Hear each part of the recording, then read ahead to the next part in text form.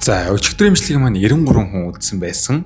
За 93 үзсэн дээр 3 комент ицсэн тэр 3 хүмүүстээ баярлалаа. Тэний комент айгу надад айгу гоё бас санагдсан.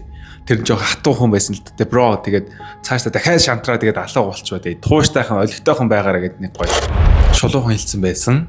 Тэгээ өнөөдрийн имжлэгэн дээр бол би яг сүүлийн үед хийж байгаа контентуудын талаараа ирээдүйд хийх төрлийн контентоо за баг зэрэг нэг тийм цус дурдаад энэ дээрээ ямар стратеги ашиглаж байгаа талаараа баг зэрэг одоо хуваалцнаа гэсэн үг. За тэгээ чадхаараа хуваалцъя. За хамгийн ихэнд би одоо Шанхайд одоо хийсэн бичлэгүүдэд оруулаад явж байгаа. Тэгтэр нь технологи, тиймэрхүү аялал жуулчлалын талаарх тиймэрхүү төрлийн сонирхолтой гэж бодсон бичлэгүүд оруулж байгаа. Одоо нийтдээ нэг 20 гаруй бичлэг үлдсэн байгаа. Тэгээд ер нь их дэжгүй шүү сүүлийн одоо бичлэгүүд бол нэг 65,000, Instagram дээр 20,000 ч юм уу тиймэрхүү байдлаар яаж наа. Гэхдээ нэг зүйлэн заяа. Контент тэшээд нэг муу зүйл тохиолдсон. Тэр нь юу вэ гэвэл recommend on тохиргоо тэр чигтээ Монголд байхгүй болсон. Яагаад гэвэл учир нь Монголд хүмүүс хангалттай хэмжээний Instagram одоо хэрэглэгчтэй болсон гэж үзээд Метагаас recommend on Facebook гэдэг тохиргоог тэр чигт ингээ унтраацсан. Тэгэхээр Instagram дээр өмнөх шиг хэдэн сая үзэлт авах айгүй хэцүү болсон. Яг Монгол үзэгчдээсээ шүү дээ. Яг гадаад руу контент хийдэг хүмүүст бол тэр бол нэг хамаарал байхгүй. Тэгээ өмнө ингээд миний одоо сая үзэлттэй бичлэгний бараг 900,000 ч юм уу recommend on Facebook тохиргоор Facebook-аас авдаг гэсэн бол одоо харин тийм юм байхгүй болсон. Тэр нэг муу мэдээ. Харин гэтээ хоёр дахь сайн мэдээ нь юу гэхээр хэрвээ чи Instagram дээр зориулсан контент хийж чадчих байвал тэр чинь одоо илүү их engagement-тэй байна гэсэн үг. Илүү их одоо save, илүү их like ч юм уу тиймэрхүү байна гэсэн үг. Тэр нь одоо нэг талаараа чиний Instagram-ыг үзэлчин ас дундажлагдаад дунджаас арай их ч юм уу болох магадaltaа. Гэхдээ чи Instagram дээр тийм одоо relatable яг үзэгчтэйгээ адилхан эсвэл Instagram-ийн хэрэглэлд тохирсон төрлийн контент хийхгүй бол сангалтай хэмжээний дундаж үзэгчд авч чадахгүй. Одоо жишээл миний шин дээр заяа. Би одоо муу сайнаа бүгднийг ингээ ярьчээ. Одоо нэг тийм тип хуваалцсан юм уу? AI төрлийн шинэ зүйл хуваалцсан бичлэг Instagram дээр бүр амар явдаг, Facebook дээрсэн давхар амар сайн явдаг. Одоо би энэ аялал, жуулчлал технологийн сэдвүүдээс гадна яг 7 хоногт нэг ч болтугай AI ч юм уу шинэ AI эсвэл хэрхэн илүү гоё зураг Gemini-аар generate хийх үү тэр талаараас хуваалцъя гэж бодоод байгаа. Яагаад гэвэл тэрүүгээр контент хийвэл хангалттай сайн өндөр бол хандлт авчдаг. Тэгээ одоо миний хандлт ер нь бол дундчт нь жоохон бага байгаа. Гэтэ яг сүүлийн нэг 3-4 дэх бичлэгээс эхлээд байна уу? Бас арай гайгүй Facebook дээр нэг 60,000, 50,000, Instagram дээр нэг 20-30,000 үзэлт хүрээд байна. Тэгээ ер нь бол тэгэл одоо миний л балгал л та одоо контентэд доктортай хийгээгүй. Тэгээ одоо ямар ч одоо шалтгаан байхгүйгээр одоо контентэд доктортай хийх гэж хичээж байна. Одоо жишээлбэл өнөөдөр би зүгээр утсаараа бичээд хийж чинь. Утсаараа бичээд утасны маань ингээ багтаамж дүүрч байгаа ч гэсэн хитэн хэрэггүй бичлэг устгаад 1080-30 дээр ингээ бичиж байна гэсэн үг.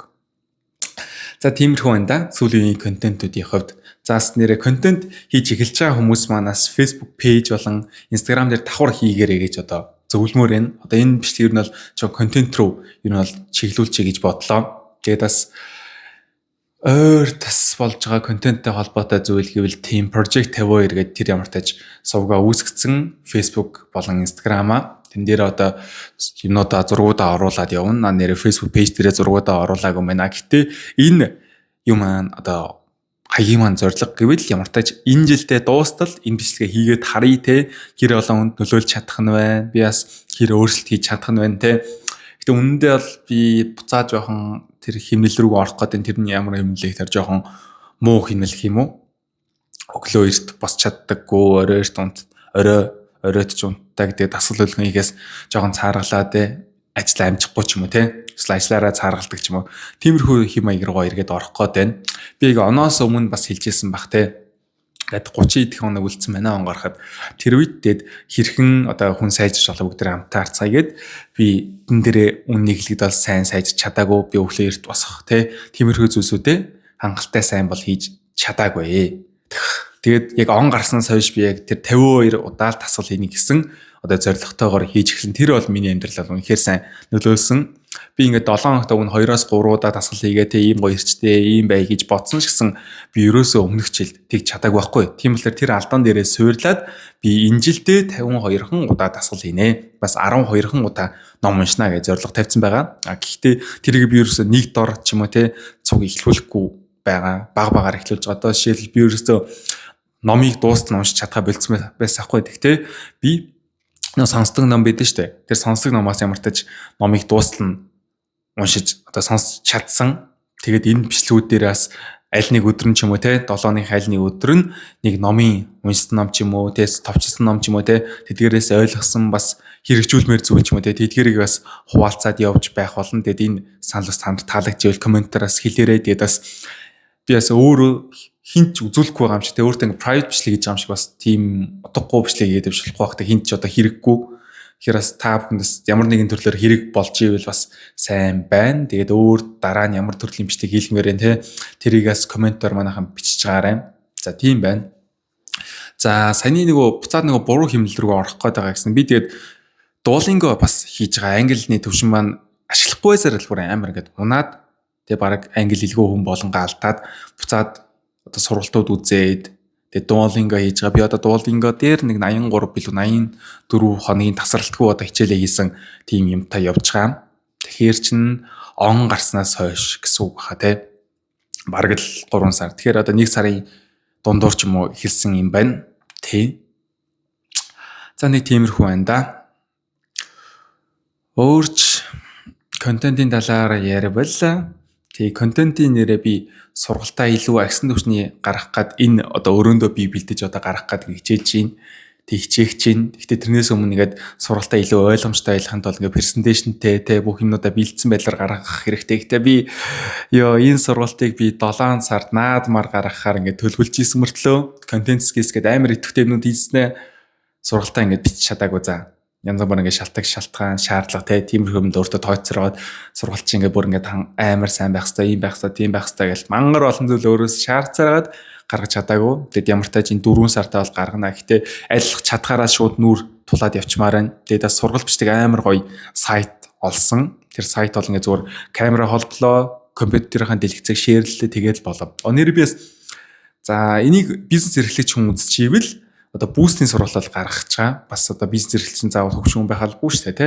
Манаас залуучууд үзэж байгаа бүүстийн сургалт гаргах чаа. За бас эдитийн сургалт гаргах чаа. Эдитийн сургалт дээр би ярин компьютер дээр эдитийг заах уу эсвэл гар утсан дээр заах уу гэдгээ сайн бас шийдэж чадахгүй эсвэл хоёулын гарын заах уу тэ. Тэд дээр бол нэлээд агсан төвчний бол эдитүүд гэх юм уу. Би ингээд эдитер ингээд ажил дээр ажиллаараа ингээд хийлэх гээд ажиллаа авах гэдэг шүү дээ ажилтан. Тэгэхэд бол маш ховор олдчихсэн. Тэгээ хоёр л сэтгэл төрхөөс эдитер байсан. Тэгээ тэр хоёр дажгүй гоё залуу байсан. Бусдаар бол нэг амар сэтгэлд хүрэхээр биш байсан. Тэгээд би бодсон эдитерийн сургалтаа айтайхан хийгээд тэр хүмүүс манаас гоё суралцаад тэгээд тэр хүмүүс дотор ингээд эдитерийн одоо жижиг community гэх юм уу гэтээ энэ нийт ил биш зөвхөн одоо хангалттай стандарт хангасан тэг хангалттай сайн эдит хийдэг тэг тодорхой төвшин байгаа шүү дээ тий дунджаас дээш одоо энийг баг төвшин энийг дунд төвшин энийг дээд төвшин гэж бодлоо гэж бодоход яаж дунджаас дээш байх л юм л хангалттай байхгүй би бол нэг өөрөө бол сайн амар супер бол эдит хийдэг хүн биш гэхдээ уртаж би дунджаас дээгүр бас хүнд одоо хэрэгтэй эдитэх юм уу хүнд хэрэггүй эдитүүд эдэн штэ яг шаардлагагүй тэр эдитүүдийг гэхээс илүүтэйгээр яг хүнд илүү хэрэгтэй тэг маркетинг борлуулалт тэг контент бүтээгчин те тэр өнцгөөс тийм төрлийн бол эдитүүд хийх зорилготой байгаа тийм одоо сургалт. За тэр сургалтыг би бас юм нь бол 4 сартаа гаргахаараа та нартай одоо амлчих да. Тэгэхгүй бол би үнэхээр тэрийг бол хийхгүй байна. Тэгээд бас одоо би нэр YouTube дээрх энэ урт бичлэгүүдээ өөрийнхөө үндсэн аян дээр ерөөсөөр оруулахгүй гэж бодож байна.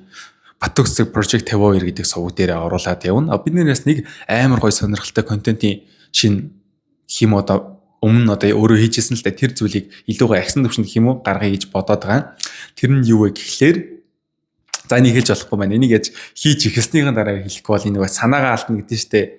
Тиймэрхүү одоо жоохон эрсдэл байгаа юм байна. Тэгэхээр бол хийж болохгүй байна. Зүгээр ямар тааж нэг амар гоё вайрал санаа байгаа. Тэр нь бол нэг амар хэцүү биш. Тэгээ та нар харах баха. Энэ контент бүтээгчтэй л нь бол холбоотой. Тэ нэр Higgs filter нөгөө та нар энийг үзсэн үү? Нөгөө ингээ гараа ингэнгүүтээ ингээд хавсраад ингээд өөрчлөгдөд байгаа штэ. Тэр бичлэгийг нэр хэрхэн хийдэг аргыг нь би зааж өгөөгүй юу? Higgs filter Blink motion controller хийдэгхгүй. Тэгээ тэрийг ингээ анх ингээд Монголд нэг амар вайрал болоогүй хийж ирсэн байхгүй нэг 13 дор зууны гээд Тэгээд яасан чинь би тэрийг хийсэн дараа нөгөө батхны рилгээ тэн дээр хийсэн чинь над ингээд Instagram-аас мэдээлэл ярьсан за. Чи ингээд AI-аар хүмүүс ингээд хуурах гээд байгаа юм уу? Тэ. Чи ингээд их гэдэг би аккаунтыг чи хаагаад бүүстийг явуулж чадахгүй болгоё шүү гэх тиймэрхүү нэг тийм жоохон заналтаа юу ирж байсан хгүй Instagram-аас.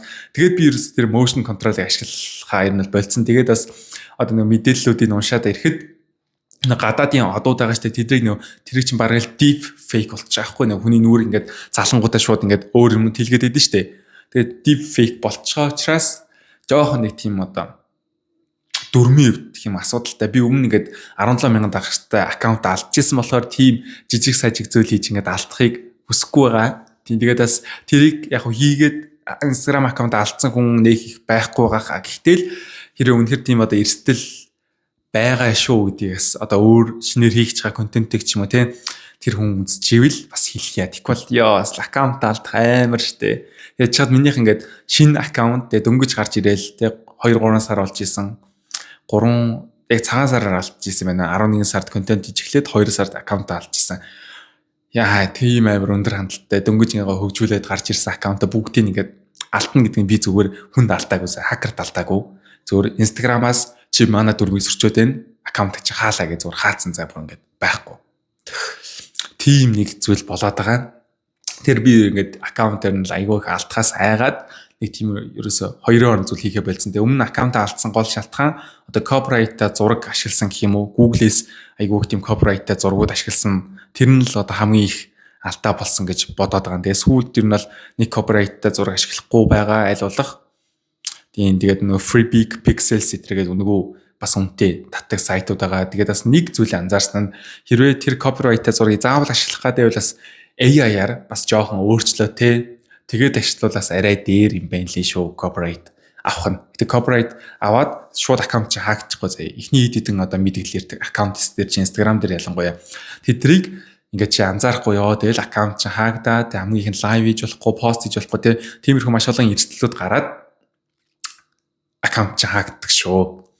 За тэгээ өнөөдрийн яриа маань ингээд дуусгая. Эхний яриагаа айгүй урт 39 минутын урттайгаар яриад болчихсон гэж бодож байна. За тэгээ дараагийн бичлэг ямар бичлэг хийхийг хүсэж чинь тэрийг бас комментоор бичээрэй. Бас энэ аялалтай маань энэ жилийг дуустал зас дараа жил чадвал хийх байх. Энэ жил ямар дуустал хамт байхыг хүсвэл subscribe дараарай. Би өөрийнхөө одоо ойлгосон мэдсэн тэгээд бүх зүйлээ та бүхэнд одоо гоё хуваалцаад өдрөө болгон эпизод маягаар хуваалцаад явнаа. Одоо нэг хаяада имерхүү өрөөнд хаяада гадаа ч юм уу хаяада зүгээр ууланд алхаж байгаа ч юм уу тиймэрхүү маягаар гоё сонирхолтой байдлаар хийгээд явна. За тэгээд энэ аялалтай хамгийн ихнээс нь хамт байхыг хүсвэл бас лайка дараарай. За баяртай.